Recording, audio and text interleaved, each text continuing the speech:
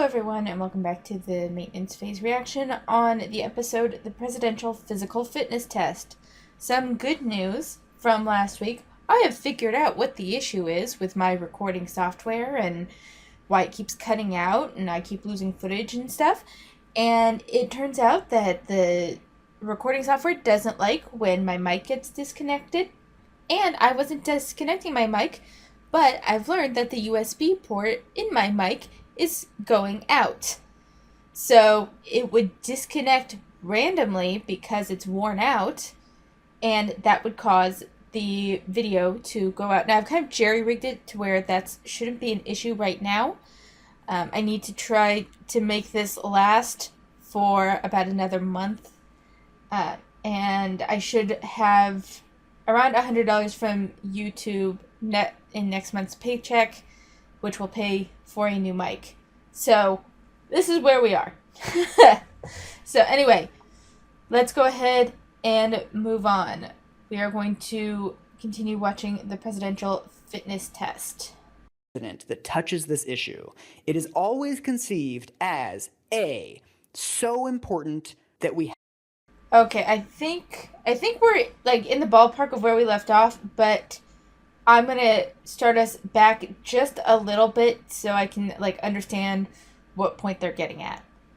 From a Sports Illustrated article in 1955. So this is the quote from, his name's Frank Karsten. He's a Missouri Democrat. He says, according to Dr. Krauss, the physical fitness of American children is 8 times lower than that of the physical fitness of European children. Simply on the mathematical surface, this is a ridiculous statement, and I am very much surprised that you would dignify it. Which, yes, people should have been more skeptical of this than they were. Totally. He also says, I ask the president to explore the matter through the proper governmental agencies rather than simply taking stock in Dr. Krauss's figures.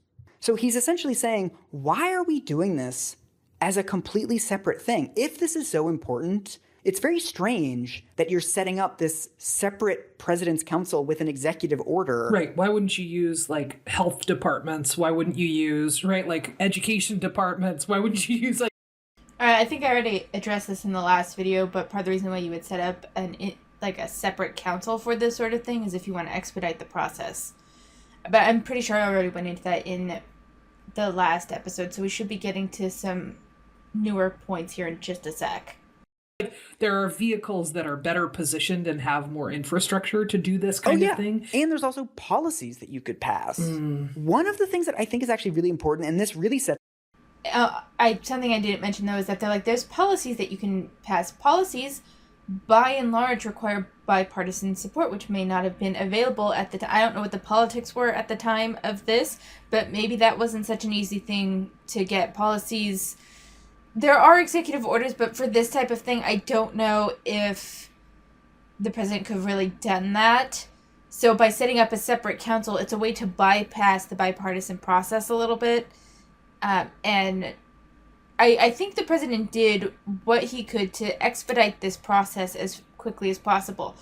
Were there potentially better ways, such as policy changes and stuff, to do it? Yes, but that requires the buy-in of other parties. And if you're not confident in the buy-in of other parties, the way to circumvent that is kind of to do what he did, which is make a separate council. There's, I feel like they're ignoring the strategy of the situation, the potential tensions between the parties at the time. Again, I don't know what the exact political landscape was at this time.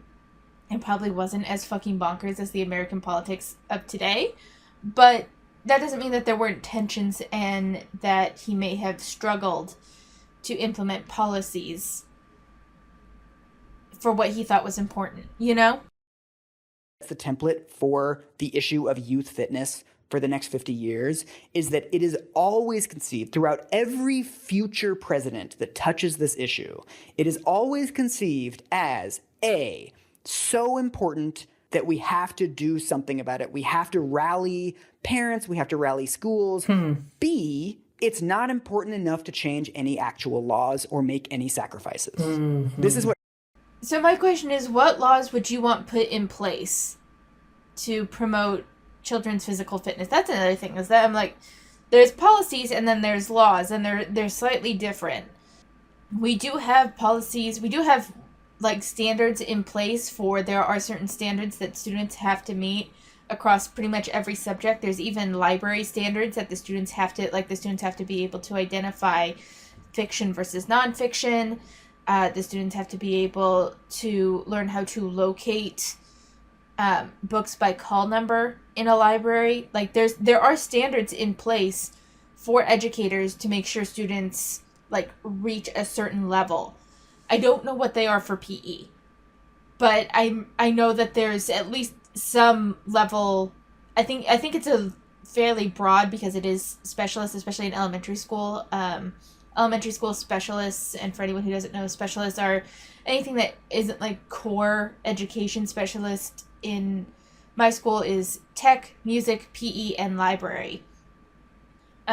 In middle school, it would probably be also like library, band, music, which are two separate classes where I am.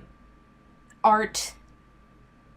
There's a tech Photoshop class that would be considered like kind of a specialist because it's an elective. And the standards there are looser than they are for, say, English, math, and social studies. But there's still standards there. So there are, it's not, we call it standards, but it's essentially a policy of students should be able to achieve such and such benchmark by the time they exit a grade. Like, it's done by grade level. So it's not like there are no policies in place. There's standards in place for these different, like, for different curriculums, including PE. What laws exactly do you want passed, is my question. Part of the reason why it's done on a cultural level, which is rallying parents, rallying educators, doing, I think it was Michelle Obama that had the Get Fit campaign, is because it's not something that can necessarily be changed through laws. Like, what, you can put out a law that parents have to ensure that their children get, I don't know, 100 minutes of moderate activity a week. How the hell would you enforce that? How in the hell would you enforce that? And not only that, but if we're talking about law changes, then I think childhood hunger and childhood poverty would be bigger issues at the forefront for law and policy changes than kids being fit. And don't get me wrong, kids being fit is important, but we have issues with child abuse, childhood poverty, childhood hunger that are more pressing issues. So the council to ensure students get fit is great because it means they're prioritizing fitness, but it doesn't take away from other organizations that have to put those serious issues at the forefront, you know? Eisenhower says, I believe you and I share the feeling that more and better coordinated attention should be given to this most precious asset of our youth. By this, I do not mean that we should have an overriding federal program. The fitness of our young people is essentially a home and local community problem. Your deliberations also reveal a need for arousing in the American people a new awareness of the importance of physical and recreational activity. This is the Republican approach to so many things, where it's like, it's really, really, really important, but not important to actually do anything about it. Oh, okay, no, don't equate that with Republicans. Like, I understand that there are, like, party differentiations between, like, social programs and what the responsibilities that we put on the individual. This is one thing, though, where it is more of a community thing. There are arguments to be made for making neighborhoods more walkable, making more spaces that children can exist in without any, like, accusations of loitering and that sort of thing. Those are, like, legitimate issues to talk about, but those are periphery to the act of getting fit, and that's why they are bringing forth, like, trying to get parents involved, because parents spend the most time with their children, and it can become a family activity to get fit, which means it becomes more of a central value in children when their parents enforce it. There's a whole, I mean, it's like, what, we're not going to do anything to change anything about it. What exactly do you expect them to do? That's my question. What exactly do you expect them to do? If you are for, opening skate parks and recreational areas where kids can be fit, I would be all in favor of that, but it still requires the parents to take the children there. Or at least if it's within walking distance, give their children permission to walk there. Now, depending on the parent, some kids may be seen as too young to go there by themselves, meaning that it still requires the parent or another trusted adult to escort the children to a facility where they can get fit. So there is still, no matter what you do, there is this level of community buy-in that has to happen. There's this level of community responsibility that has to happen. That is part of it. Where I am, we have a bunch of local trails and a bunch of parks, and on the weekends you see families galore enjoying these outdoor spaces. Parents took their children there, meaning that it requires the parents to have an active involvement. We're going to leave it to local communities. We're going to leave it to parents. And, my rule of thumb on this is whenever somebody says we need a culture of X in America, we need a culture of exercise in America, that means they don't want to do anything about it. That means they want things to change. No. I completely disagree. So one of the things that I've noticed between the two different schools that I work in is one has, because I work in the library and everything's around reading, one really does have a culture of reading and then the other one does not. And the way I can tell this is that teachers emphasize the importance of reading. So in the terms of a culture of reading, one school, all the teachers regularly promote books that are in the school library. And but through promotion, maybe first chapter Fridays, reading a different first chapter of a book that's available in the library so kids can check a bunch of them out. They never take something that isn't in the library as a way to kind of funnel kids' interest back into the library and back into reading more books.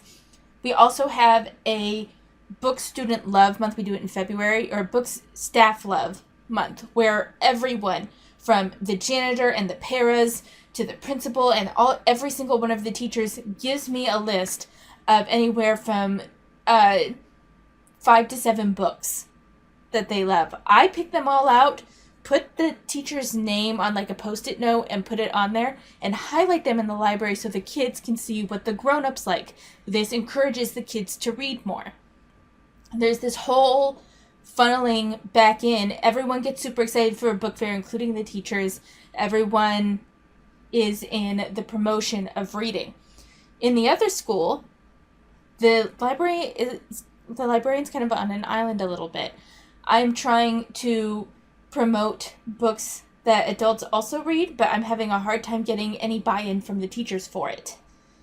Not only that, but the kids aren't really taught to look at the displays or anything, so they more or less ignore them, where at the first school, we're like, we are highlighting this. These are what all these books are for. Take as many as you want. And the kids, because it's in a prominent viewing spot, the kids gravitate towards it. Where it's harder to have a buy-in with the kids that aren't used to that. So there is such a thing as a culture that a community creates, whether that be a culture of reading or a culture of exercise.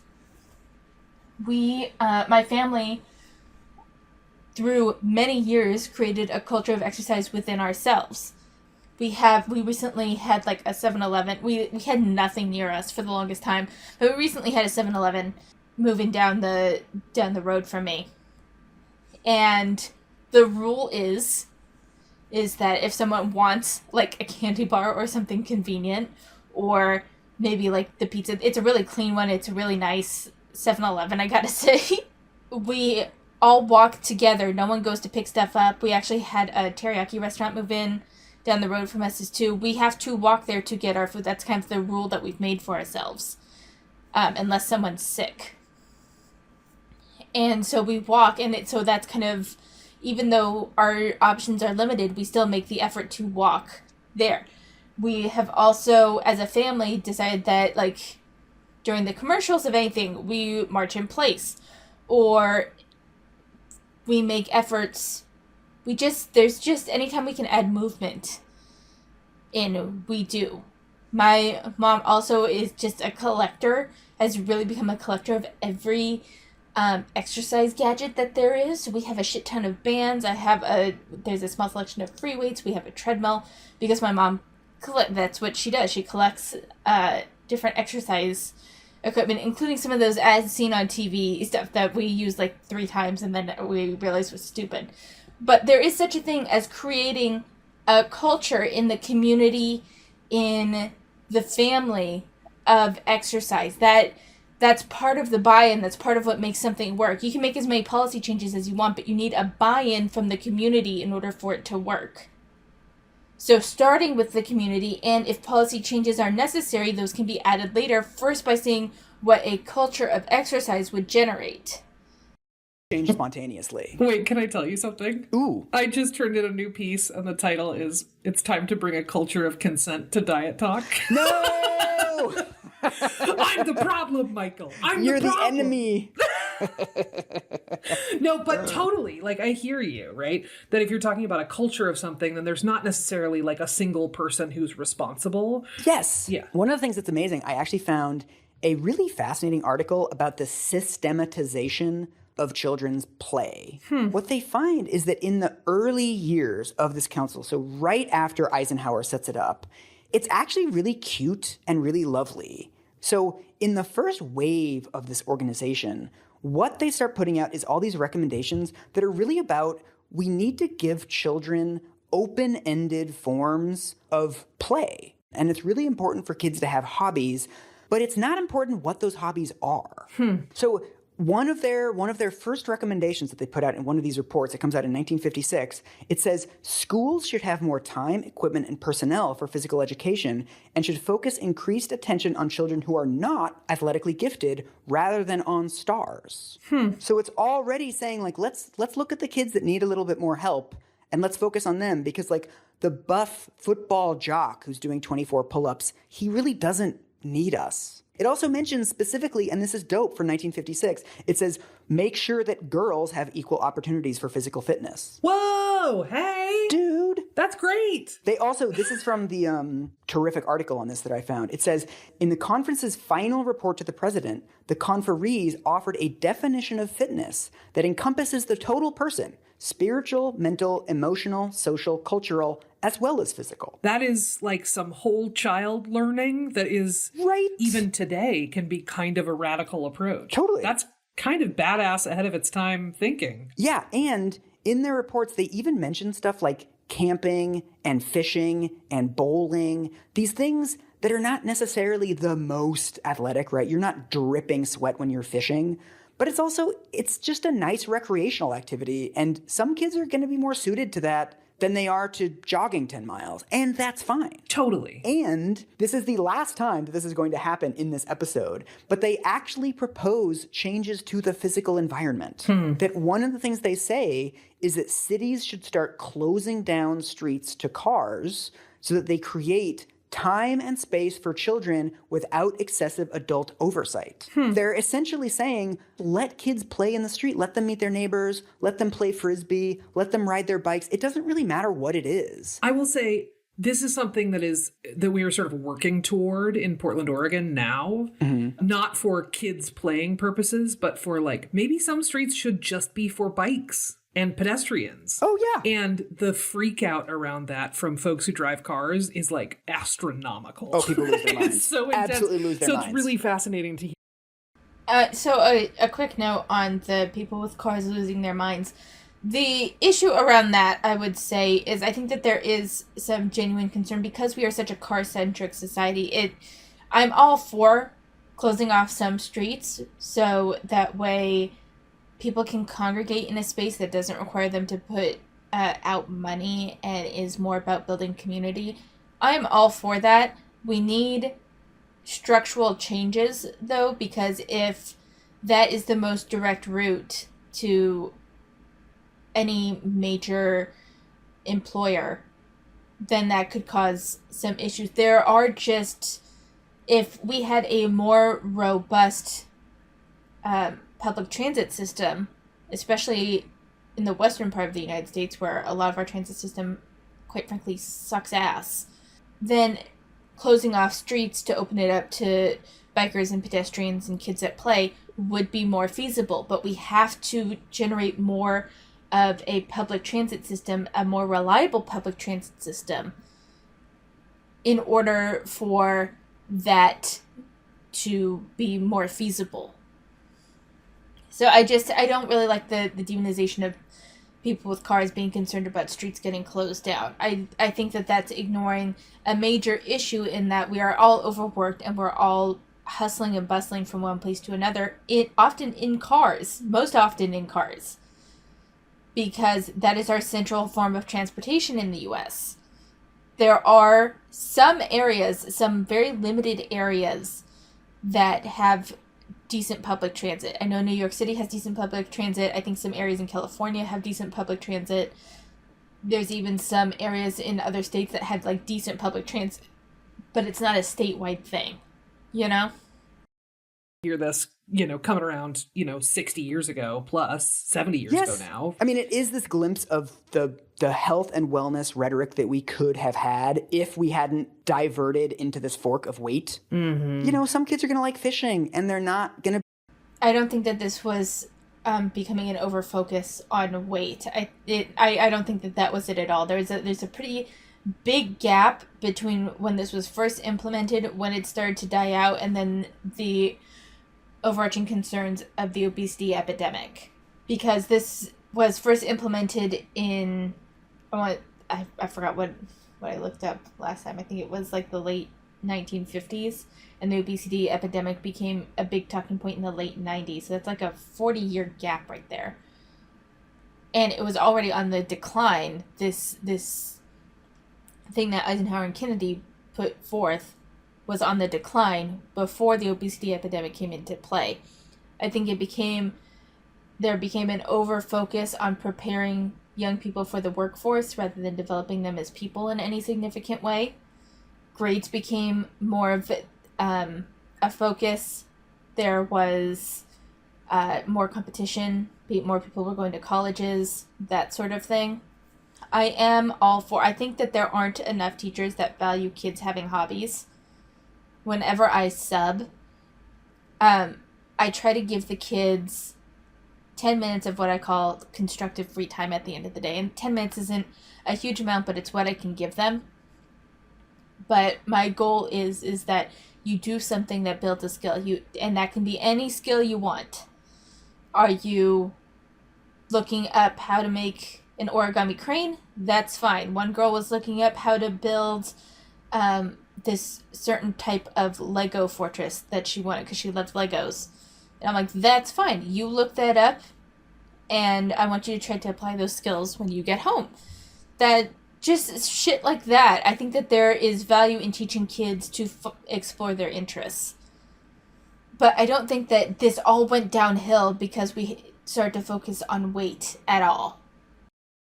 Be able to do a pull-up, and fine. Like, I don't need every kid to be getting their resting heart rate above 90 beats per minute 3 times a day. Like, this quantification is something that... No, let's not act like that's, exercise culture. That's for heart health. That is through studies on heart health. There are reasons why those recommendations are in place, and it's for cardiovascular health. That's not... It's good for the kids to get their heart rates above 90 beats per minute 3 times. That's not unreasonable. That's a good thing. They can have other hobbies that they focus on more, but they should have something 3 times a week for 20 minutes, an hour investment of their time each week to getting their heart rate up. That's good for them. If they're ever in an emergency where they need to their heart needs to be able to pump fast, that will help condition their heart to be able to do that. That is a good thing. It has become so poisonous around all of our rhetoric around food and health and fitness. And this was a time when basically this council explicitly resisted calls to do that, right? They resisted the idea of testing kids. They resisted the idea of setting a baseline for fitness. They basically said, let's not tell them what kind of play we want them to do or what play is or what it means to be fit. There's no point in doing that. Let's just give them the space. Yeah. I think there just from what they're saying, though, like the presidential fitness test was implemented around this same time. So there are benchmarkers that they wanted the kids to have. I think it was a matter of balancing this level that we want the kids to achieve, as well as cultivating a culture of exercise, which can be taken in multiple forms. Like you guys were just railing against putting it on the communities for cultural exercise. Well, this whole policy, these suggestions that they're making would help facilitate a culture of exercise by broadening the scope of what we think is exercise. So y'all are already like fucking contradicting yourself. You're speaking all in favor of this, but then you criticize the concept of a culture of exercise. So which do you want? This was to help cultivate a culture of exercise. Just from what you guys have said, it's helped cultivate a culture of exercise, while having the presidential fitness test was a way to keep a baseline level of fitness that kids could achieve. Play with your army guys. Go hang out in the forest. You know what I mean? Like build weird structures. Like do whatever you want. Like right, like weird kid play. Yeah. So I'm super curious about how we got from this point of this council resisting this kind of measurement, and then in pretty short order, it sounds like we pivot into now there's a national test. Yes. So what happens is, and the way that we get to the president's physical fitness test that we know today, is the sort of academic expert community starts to coalesce around a new way of thinking about fitness that becomes really popular in the late 1950s and early 1960s. There's a guy called Charles McCloy who becomes really famous by writing a bunch of magazine articles. One of his most famous articles is called How About Some Muscle? He essentially makes the same argument that Krauss was making in 1953. Kids are too soft, and the problem is we don't have any measurable goals for these kids. And what the hell are these president's council, whatever people doing that, they've been doing this for a couple years, and we don't even have baselines of what kids should be able to do. And so in 1958, the President's Council gives in to this changing paradigm of fitness and this increasing quantification of fitness and produces the first official U.S. government fitness test. Ooh. Here, I'm going to read you the activity. So before they get into that, I do want to say that to a certain extent, I understand what they're saying here, and I believe this only because in education in particular, people want comparable quantitative data. They want to be able to see growth. They want to be able to track fitness levels. And the way to do that is through standardization, which means that we would require a test. But I still think, you know what, Alright, so before they get into it, I looked this up real quick. And them putting out the youth fitness test. The Presidential Youth Fitness Test was meant to be part of a broader program to support schools in physical education. The point was not to compare children across the board. It was meant for children to pursue a personal best and to provide funding for after-school physical programs that would provide the youth extracurricular opportunities. So the reason why the test had to be put forth was because they needed a way to justify, and this isn't written down, this justification thing that I'm talking about isn't written down, but I know how the educational sphere works, and this test was put in place to validate the use of the fitness program that would allow students extracurricular activities. They had to have a justification, and if they could show that with the funding for this program, these scores got better, they could justify more funding for this program that serves the nation. That is what I'm getting from, and I'm getting this straight from health.gov.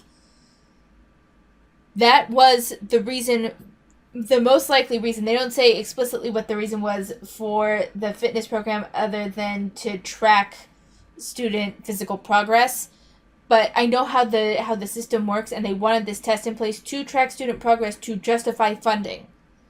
That is how that works. It's the same way where school libraries are validated through better reading scores. So if students continue to have higher reading scores in schools with school libraries, that's a justification for school libraries to be put in every school. it's the same. It's the same thing. So we'll hear what they have to say. But this wasn't just that they were pressured, that they never wanted to have standardization, and they just gave in. No, they probably were at a point where it's like, we need to see how this is having any effect. And the way to have quantitative data on the effect of the physical fitness program, youth physical fitness program, was to implement this standard, this test, in order to justify funding. That are on it, okay? Yes, please. So it has 8 fitness tests. So first, straight leg sit-ups. Okay. Standing broad jump. They're measuring how far you can jump. Pull-ups for boys or modified pull-ups for girls. That's the flexed arm hang. The 50-yard dash. The shuttle run. That's the thing where you pick up an eraser and then you run back and then you pick up another eraser. You basically run back and forth for a couple minutes. Yeah. There's the 600-yard run. There's a softball throw where they measure how far you can throw a softball.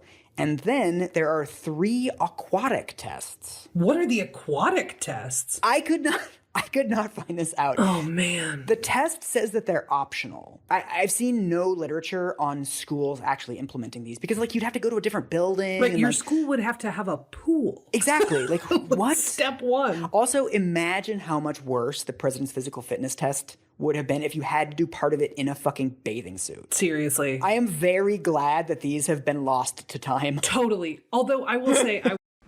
So the presidential aquatic tests... Actually, I'm going to look that up real quick. Alright, so I didn't find anything specific from the time that the presidential test was implemented. But there was a variation of aquatic fitness tests that were done in a study by Margot Jacob. The title of the study was Increasing Student Physical Fitness Through Increased Choice of Fitness Activities. Students Design Fitness Activities for 9th through 12th graders in Physical Education class. And so they had like a test not to compare students across the board, but to compare the results of the fitness test that they were implementing. But I would say that this is probably in line with roughly what they would have had the kids do for the presidential fitness test. I have no proof of this. It was just an idea. They had a 100-yard swim, a 500-yard swim, and a 1,000-yard swim to see how long it would take the students to swim that far. I would also be willing I have no proof of this, but I wouldn't be surprised if the ability to tread water was also part, like how long you can tread water would have been on the test too, specifically because it could save your life. So, just wanted to put that out there. Swim team fat kid. That was my activity of choice. I loved it and was like super good at it. But also, if we had done that, I would have had to test my percentile rank at hiding a boner. Okay. Like that would have been like every other boy is gonna just be like wandering around a Speedo and like doing sit-ups. I'm like, I don't think we're measuring what we want to be measuring here, guys. But so what's interesting about these tests is that nobody knows how they were put together. We don't have clear literature on sort of who proposed them specifically. But the theory that academics have come up with over the years is that all of them are linked to military prowess. So things like the long jump, the shuttle run, all of that is, running through the jungles when you're invading another country. Like, these are skills that you need for doing military maneuvers.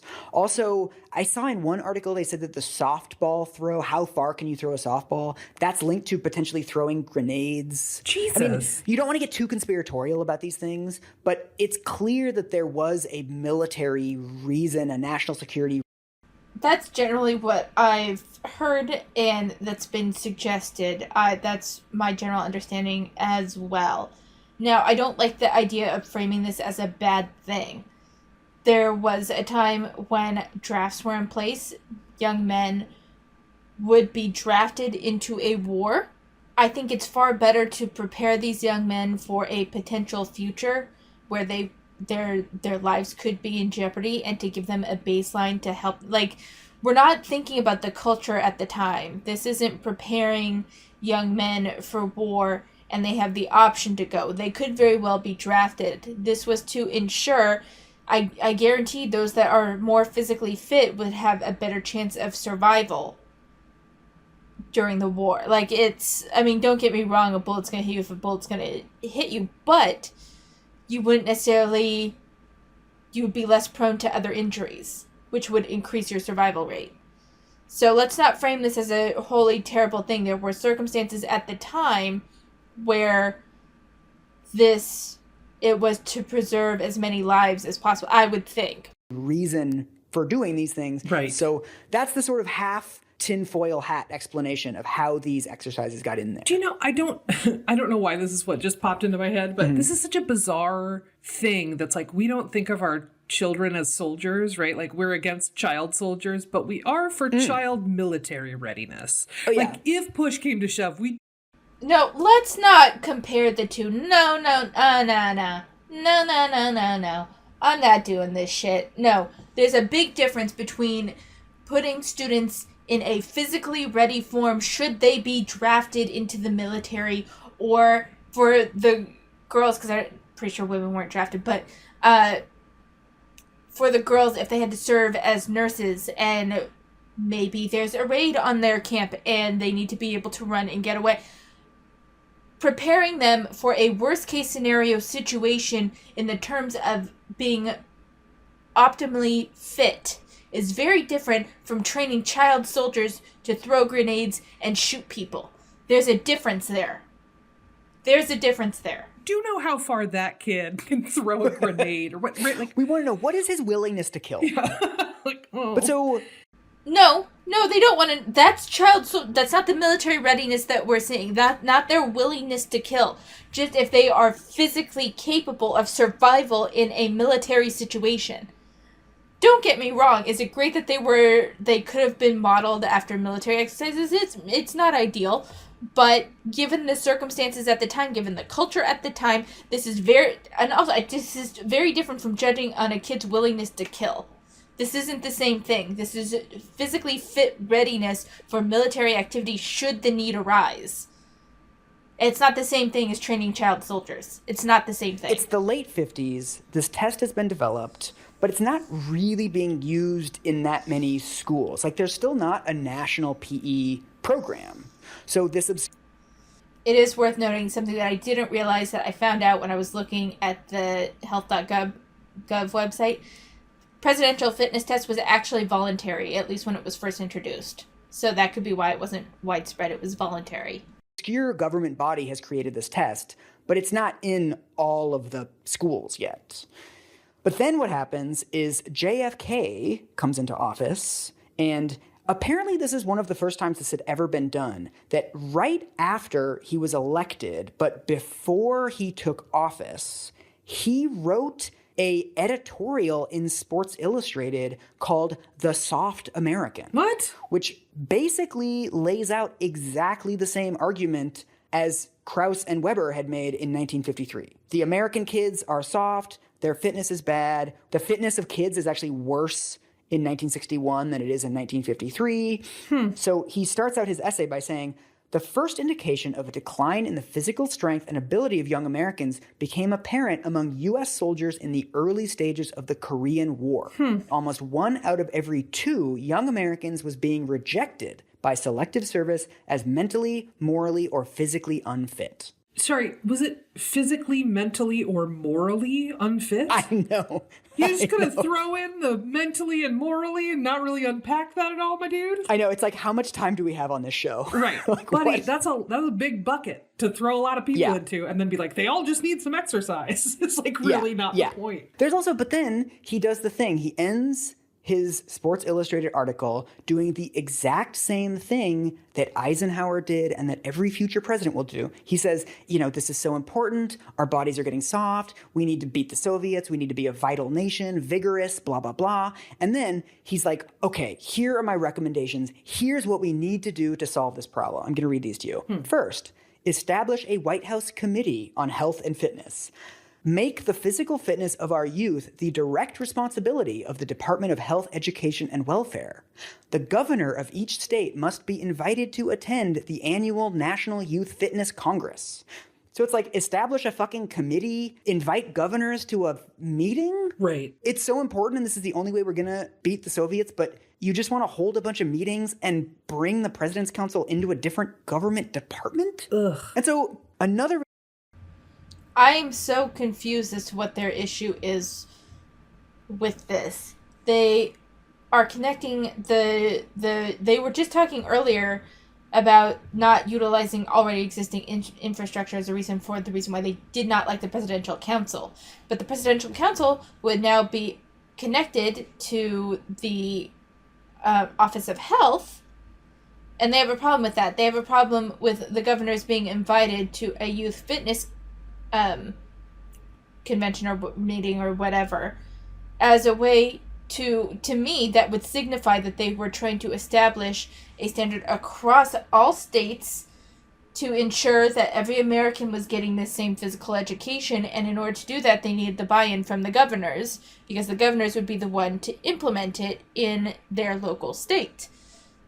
That's how I don't understand what their big issue is with this on its face. I don't fully get that.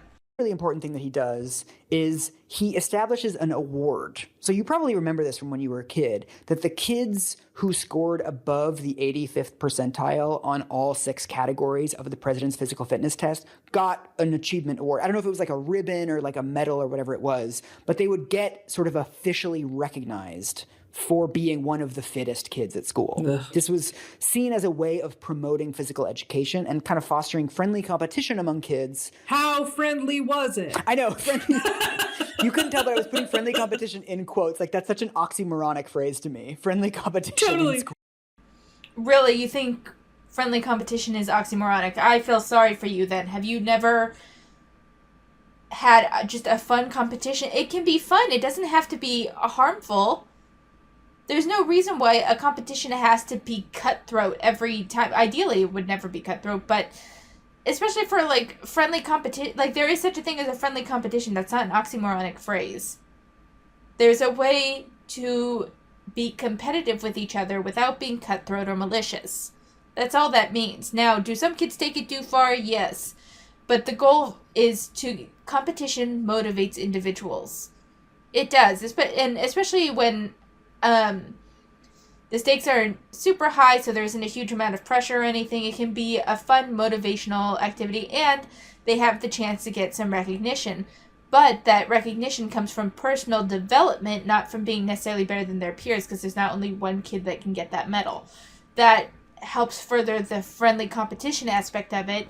It's that kids can motivate each other to all get the medal, rather than only, like, one kid getting the medal, and so there's this adversarial goal in place. There is no adversarial goal. That's what makes it friendly, is that students can both achieve the same result.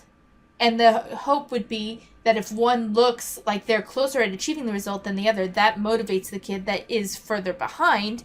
And maybe, if done right, and the community of exercise is in place, the one that's further ahead can give the one that's further behind some pointers. Like, it may not have turned out this way, but you can clearly see the intention in how that would have worked. In the hopes, the idealized situation in how that would have worked. Also, like, the people who call school sports friendly competition are the people who win every quote-unquote friendly competition. Right. It's just, like, only the people who feel great about it who are like, it's fine! Yeah. But so what's amazing about this entire field is that we keep having the same moral panic about the fitness of children. Yeah. Right? So we had it in the 50s, we had it again in the 60s, and in the 1980s, we start getting another wave of news articles coming out saying kids are less fit than they used to be. Kids are watching more TV. It's now getting more wrapped up in the obesity epidemic and in TV watching, which is a decades-long moral panic about children. But basically, we just get a third wave of articles coming out being like, look how unfit our kids are. I feel like I'm going to end up, like, in the style of Jerry Seinfeld, having a clenched fist, and rather than saying Newman, I'm going to end up saying Reagan. But, like, Reagan! School fitness can't trickle down, but money has to. And so, in the midst of all of these swirling anxieties, states start passing laws that every kid needs to get a fitness test once per year. So this is when we get the huge explosion of the president's physical fitness test being launched into schools. We also get, in 1986, a new version of the test. This is the version that you and me remember, is the 1986 version. It consists of the 1 mile run/walk, curl ups, basically sit-ups, pull-ups, the shuttle run, the V-sit reach, which is this thing where you're sitting down with your legs spread and you see how far you can reach your hands forward, and then the sit and reach, which is the same thing, but your feet are together. I remember the sit and reach well. Oh, it sucked. We had like a weird little like box that you put your feet into. Remember the box? And then there was a yardstick like glued to it or something. It was like a weirdly janky kind of thing. Super janky. And a lot of kids... It was janky because the schools lacked funding and were jerry-rigging shit together. I just want to put that out there. Now, that's not the reflection of the physical fitness test. That's a reflection of poor funding for schools. But even all that aside, I'm still not seeing, like, why they have such a huge fucking issue with this. Like, there's no... Yes, and that they apparently have a problem with the concern over kids watching too much TV. And we continue to have that conversation about kids having too much screen time. There is, I think, a danger, and this isn't necessarily about moral panic as much as it is about preserving the health of our kids.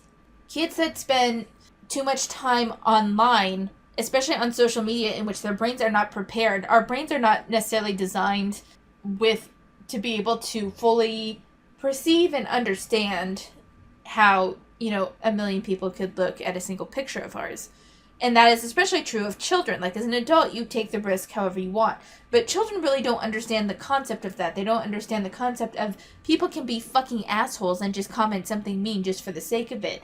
And because they are more, especially adolescents and teenagers, are the most sensitive to peer rejection. And that sense of peer rejection has become such a wide scope of the internet. That is a concern. But even if we just took it down to TV, the overconsumption of TV limits the interpersonal connections that they could make with their peers. We've seen people that, like, watch too much TV and get their perception of how reality is from what they've consumed, as opposed to those that spent more time in the real world socializing with people. Like, that I think that was a legitimate concern. Was it evil for the kids to watch a bunch of TV? No, but I think that I think too much screen time just in general has a negative impact on student development. That's not necessarily that's not a bad perspective in my eyes. That actually were flexible and did dance and stuff couldn't do that very well because it was a very specific form of flexibility. Totally. I completely forgot that the mile is part of it. Yeah. I think I have blocked out the mile because it was so horrible. One year at my school, I boycotted it and I walked as slowly as I could, and I sat down and I read a Stephen King book for 10 minutes in the middle of it. And I remember they had to delay the start of the next class just for me because I refused to do it. I took 27 minutes to do the mile. Oh my God. That's the courage I wish I had. So we had at my school, it was a long path to get from the gym to the track. You had to walk through this sort of this is very Pacific Northwest. You had to walk through this big long sort of forest section. Nice. To get down to the track. So everyone had to go down to the track together. Mm-hmm. And when we would run the mile, you would just watch the fastest kids finish first. Dude, yeah. Without even really breaking a sweat. And it was reliably, there were 2 kids who were last, and it was me and this other fat kid who was a friend of mine. Mm-hmm. And there were 2 outcomes, and both of them were mortifying to me. One was that many of the kids who finished first would get resentful that they were had this potential free time and they couldn't walk back up to the gym and change and get that free time back. Because they had to sit there and watch the fat kids, which just is structured to encourage bullying. Totally. And the flip side of that was there were some kids who finished faster who I think thought of themselves as nice kids and were absolutely trying to do a nice thing. And they would sort of jog alongside us and be like, "Good job, you can do it." And I was this is more spotlight that I do not want right now. Oh, it's so mortifying. I fucking remember that. It's just such a creepy way to decide. Wait, all right, I want to hear the creepy comment. But in terms of like the forcing the students to watch the slower students, that is just a circumstance of where they were, because as a teacher you can't just send students off on their own, especially if there was a big trail where the students could potentially get lost.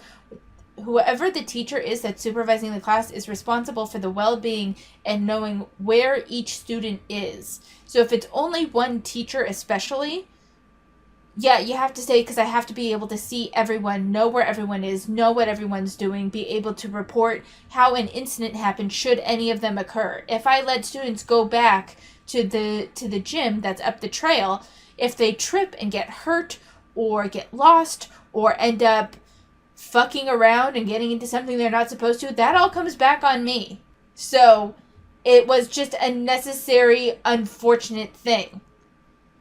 That they weren't trying to humiliate you. They weren't trying to promote bullying. It was an unfortunate necessity given the circumstances. I just want to put that out there. If your classmates who were more athletically fit were ever forced to watch you and you felt humiliated by that, I am truly sorry. But know that the teacher probably didn't have much choice in the matter. To be inspired by, like, to center your own reaction to what someone else is doing, right? Rather than what they probably want and need. It was just so mortifying, the entire exercise. So this is also the time in the late 80s and the early 90s when schools start doing what they call body composition tests. No. So as part of the president's physical fitness test, they started measuring kids' BMIs. No! And they started doing skin fold tests. Sure. So there's something called the fitness gram where they take a measurement of your skin fold on the back of your right arm and on your right calf. And they measure how thick the skin is. And that's a measurement of your body fat percentage, basically. Totally bananas. Totally bananas. There's also some schools that are weighing all the kids, but they only have one scale. So they have to do it in front of everybody else and they read out the number, which is just, again, designed to shame the fattest kids. Well, and it's all... For the record, I don't think that they were trying to, like, shame the fat... At least most teachers probably weren't trying to shame the fat kids. There are just times when, as a teacher, you don't think things through very well. Or you're stressed and you're just trying to get through as many kids as possible. And, like, it's... Like, I'm not saying that it was right, and I'm not saying that there couldn't have been some really negative memories stemming from that. I remember they did that in middle school, and I knew from a friend that went to middle school because I was homeschooled. And I was so glad because I really viewed myself as a fat kid. I was definitely a chubbier kid, but I think a lot of my perceived fatness came from the fact that I developed very early. By 12 years old, I had a pretty substantial bust for a 12-year-old and defined hips. So I was definitely chubby. I was overweight at 12, but I think I had a bigger perception of being fat due to my early development than just from the fact that I was chubbier. But the reading aloud, I remember a friend telling me about that they read your weight aloud. And I was like, this is why I never want to go to middle or high school. I was very sensitive to rejection just in general. And then puberty, of course, made that worse. And that was something that I think was probably just not well thought through. Knowing what I know about the education system, there were don't get me wrong, there could have been very much an asshole teacher that wanted to shame the fat kids. That's 100% possible. I want to know what else was going on there. Unfortunately, they don't do that. Well, not unfortunately that they don't do that, but they don't do that anymore. So unfortunately, I can't tell you what the internal thought process was on it. There was likely a reason why they said it out loud, though. And there's been a greater focus on student privacy, so that doesn't happen anymore, at least where I am. So there is that as well. I don't think that it was set up that way specifically to shame the fatter students. I just don't know what the reasoning was. Also, like, as I'm sure it's as close as you get to a guarantee of somebody in that class getting an eating disorder. Totally. This is what happens when obesity becomes the frame through which we look at all health issues. It's not really about testing fitness anymore. It's about testing fatness. I'm super curious about the degree to which Both can be true. Both can be true. They can be testing fitness and fatness. And there is a reason to test fatness because students that are overweight or obese in adolescence could have a stronger possibility of being overweight and out of shape as an adult. So it's a way there is a level of preventative care that's happening in the schools. So I just have an issue with the way that's framed. there is even just a shared definition at this point of like what physical fitness consists of. Oh my fucking God. This feels like a way of defining it through negative space, right? It's not being fat. Yeah. Right? Which I'm like, okay, but then what is it though? This actually gets into the next section that we're going to dwell on for a while, which is the problems with the president's physical fitness test. So even on this, there's not as much academic literature as I would like, but there's actually much more on the challenges of the test and the deficiencies of the test than there is on its actual history. So since we're moving into a new section, I'm going to go ahead and end the video here. So far, they really seem to be like, I mean, they are just jumping from one thing to another, trying to make this really read just terribly, and like it had the whole thing had the intention of shaming those who are fat and shaming the there's a lot it's in the same vein as the thought crimes that we see from some of the FAs on TikTok.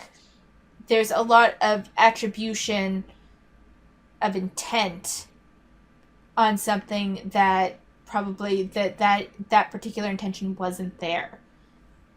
So I'll be interested to see what they know as issues of the presidential fitness test, but that's where we're going to end it here for today. I don't like that they make it out like teachers were trying to shame kids, that the whole point of the fitness test was to shame those who are fat, and I don't understand how they can think that students not being as physically fit as they were 20 years ago isn't a bad thing. Like, physical fitness, cardiovascular health, muscle development are all important things that kids and adults should have. And exercise is the way to achieve that. Like, if you want to be like anti-exercise and for purely the reason of weight loss, whatever, I don't really care about that. Exercise in general, though, is a necessity of the human body. It's the way the body stays in shape. It's the way the body stays healthy in a lot of ways. So they seem like anti-exercise, and it just pisses me off. All right, so normally I would talk about what I'm reading now, and I was really tempted to, but there's been something else that I just have to promote to you guys because I've fallen in love with it. So I am doing Inktober this year, and I started doing my rough sketches early because it takes me a couple of days to think of an idea and get a sketch down, and I'm going to do the refining of the sketches and the inking over the course of Inktober. And one of the things that I wanted to do was to learn how to use like a glass pen and get some different inking tools and stuff. And when I was looking up like the best pen, like the glass pen to use, I ended up at like this writing tool enthusiast group, which referred to me to a specific brand, which Jet Pens has. Jet Pens is stationed in California, and I ordered from them, and then I ended up ordering a shit ton more from them because they are fantastic. They have a shit ton of different writing tools and drawing tools that you can get, fountain pens, glass pens, markers, different paper, planners, binders, notebooks, refill inks, fountain ink, calligraphy pens, highlighters, everything. And what I love most about them is that when you order and your order ships, they send you a video of how to use your new tools, which I thought was just the coolest fucking thing. So not only that, their threshold for free shipping for US shipping is $35, which is pretty low, and I thought that was really good. They just have a shit ton of stuff. I have no coupon code to give you, unfortunately. Oh, one other thing. They have a shit ton of different samplers. You want to try a bunch of different red pens? There's a sampler for that. Different highlighters? There's a sampler for that. Different fountain pens? There's a sampler for that. I thought that was really cool, and I really liked it. And I ordered one for inking pens, waterproof ink pens. And I thought that was really cool. So there's just all around, I really love this website. I don't have a coupon code to give you. I'm sorry. This is not a sponsored promotion at all. I just really like them. So if you want to learn how to use different writing tools, or you're looking to explore different art tools, they're not a bad place to look. I will say that they focus more on writing tools than they do on drawing tools, but they do have a nice selection of drawing and inking tools as well. So I just wanted to put that out there. And that actually didn't take me as long, so I'm going to talk about what I'm reading. So I started reading more of Tied to You, and it looks like the guy that had a crush on his soulmate's younger brother, his soulmate has actually been in love with him for a very long time. It's like, there's a very standard BL storyline to it, but I'm liking it. The Tyrant's Tutor, I finished all of the free chapters, and so I have to buy like the last 10 chapters, and I'm slowly working through it. I really don't recommend reading this. I want to see this to the end at this point, but I'm not a huge fan of the story. The Duchess Who Sees Ghosts is really interesting. The male lead seems to be obsessed with her, and we don't know why. Why is he so in love with her? That's not made very clear. It's given kind of a sense of love at first sight, but then there's also like this underlying motivation that I'm not sure what it is yet, so that's interesting.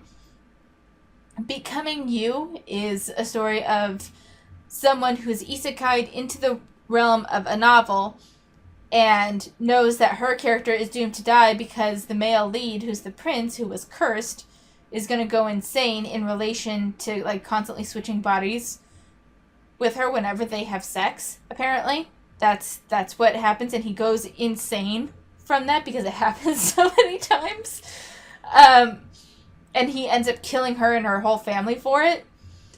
And so to stop that, she knows what's going on, so she switches body with him, fucking gets the fuck out of there, and she found like a cure, but she knows he won't take it based on just her words, so she inhabits his body for like 2 weeks to do away with the curse, and he is like fully upset. He's like, why did you avoid me? And there's this whole drama going on with that. She's like, I don't love you anymore. Now that she's like completed her mission, she's like, nope, I don't want to see you again. And now he's getting jealous about other suitors that are coming to her. So it's a whole fucking mess, but I love mess. So that's what I'm enjoying there. A Marriage Alliance for Revenge is interesting because it involves the Empress being killed by the Emperor while she's pregnant, and then immediately waking up in another body like minutes later after her death, just waking up in a different body. And so now she is on a mission to marry a former fiance, which she does fairly early, so it's not a big spoiler. And she wants to ruin the Emperor's life after what he did to her. It's fantastic so far. It's really interesting. I really like it. What else? The Villainous Violet is another isekai villain story. It's pretty stereotypical so far. I started to read The Castle, Keeper of the Sacred Eye, but that was fucking stupid, so I ignored it. Ashtart, which maybe I'm saying that wrong, but it reads as Ashtart to me, is a story about these two girls born at the same time. One is to like be the savior of their kingdom, while the other is the one that's destined to ruin everything. It's based, like, one is called, the Princess of Light, and the other is the Princess of Darkness, so everyone assumes that the one born with silver hair is the Princess of Light, and the one with dark hair is the Princess of Darkness, but their personalities would suggest the opposite. And so we follow the princess with dark hair, who's a sweetheart, and who's treated like shit. And I haven't gotten very far into that one, but so far I don't dislike it. This is another one I read, Reforming My Regretful Husband. I only made it to chapter 5, and then I noped the fuck out. So it's about a girl that was obsessed with this web novel that had the main character ending up with the guy she didn't care for as much.